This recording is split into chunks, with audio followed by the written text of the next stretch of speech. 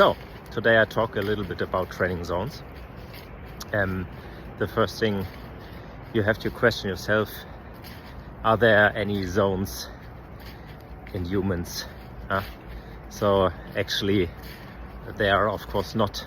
So we define these kind of zones or training zones to to actually try to figure out what is necessary for training, putting some markers at some maybe metabolic states or even at some cardiovascular numbers to define training zones. So that's actually it. They are all made up and we try to back them up with science, which hopefully works for all of us. But to be honest, sports science is quite a new science, so we are still developing things, and I think there will be a lot of new things coming, especially with muscle fibers and muscle fiber distribution, how they work, capillary density and all these other things, how fibers work in different kind of speeds and torques and all these kind of things.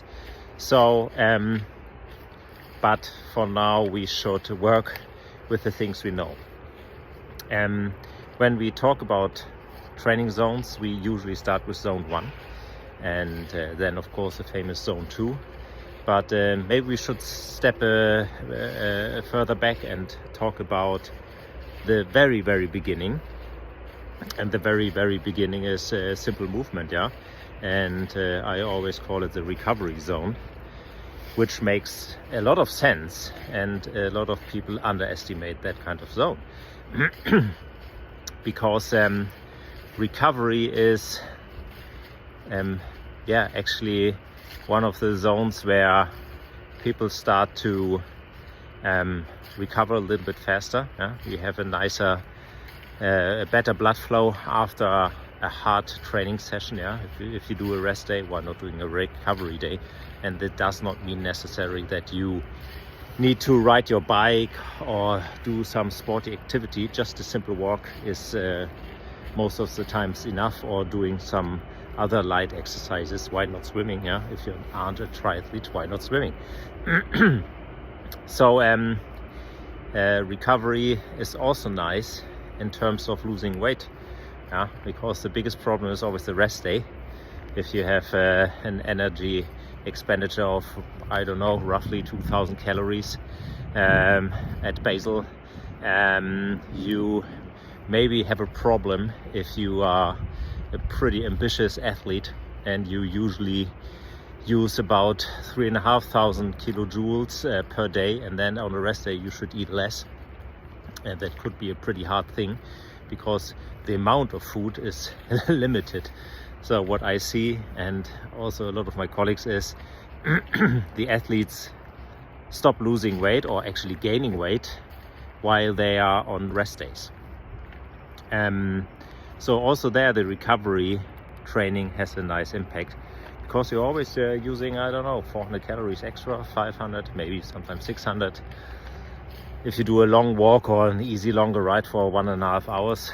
So I'm a big fan of that. And also at recovery training you get a feeling of how well recovered your body is. And you look at your heart rate, you see, oh, it's actually pretty high. That is not a good sign, so maybe I should keep an eye on that. Or you see it's very low, or actually way too low. So that means something like your glycogen is pretty depleted, so you should actually eat more, eat a little bit more carbs. And so I also use that as a tool for defining the state of recovery. The other thing is, if you are highly trained, or actually do I don't know, if you train, and you don't do any sports at all on a day, and maybe eating a lot of red meat or some nitric oxide stuff, you will have a problem with your blood pressure, because then it will be very low, and you feel pretty fatigued if you don't move at all, especially on hot days. So putting in an extra movement will help you and make you feel better. So yeah, so recovery is a totally underrated zone for me, and I like it. And so keep an eye on that, also on tracking your recovery status.